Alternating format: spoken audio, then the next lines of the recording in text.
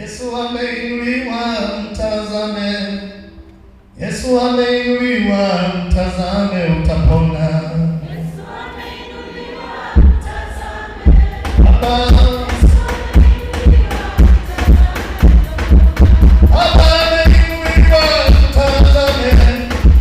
Yesu ameinuliwa, mtazame, utapona.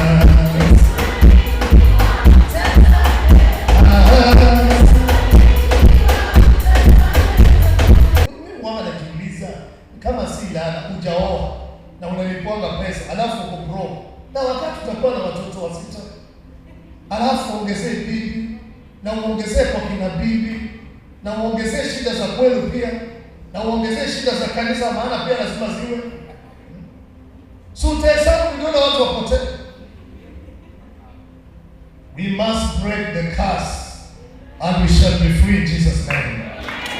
Watu wanasema ati Yesu alikufa msalabani, aliondoa laana. Si hivyo. Laana inaondolewa na obedience peke yake. Na laana inaweza kukufuata kwa sababu kweli hakuna mtu aliendesha gari. Na hiyo ni curse from the family. Kuna mtu alisimama akasema in this family asiwahi mtu kuendesha gari ya maana.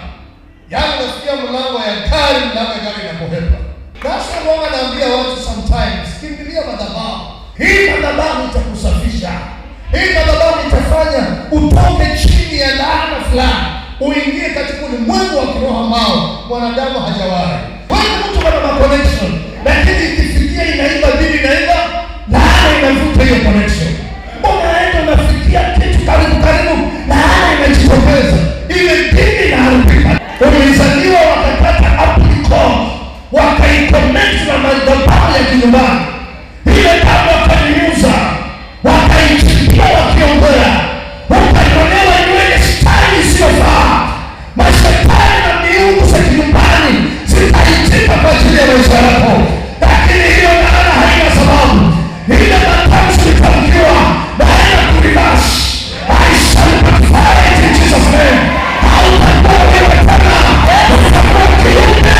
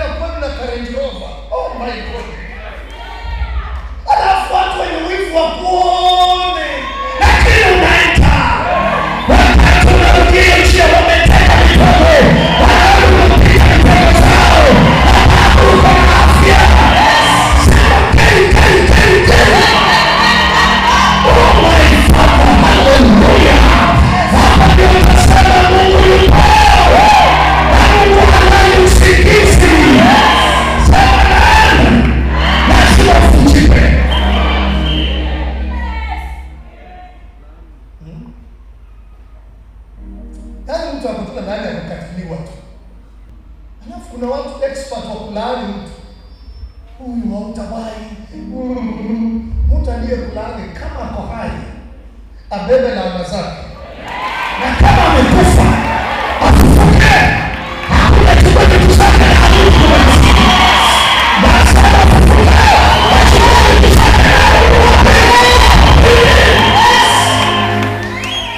Anasema kwa kizungu enough is enough. Ukipokea vizuri hiyo kitanda yako hautalalia miezi 3.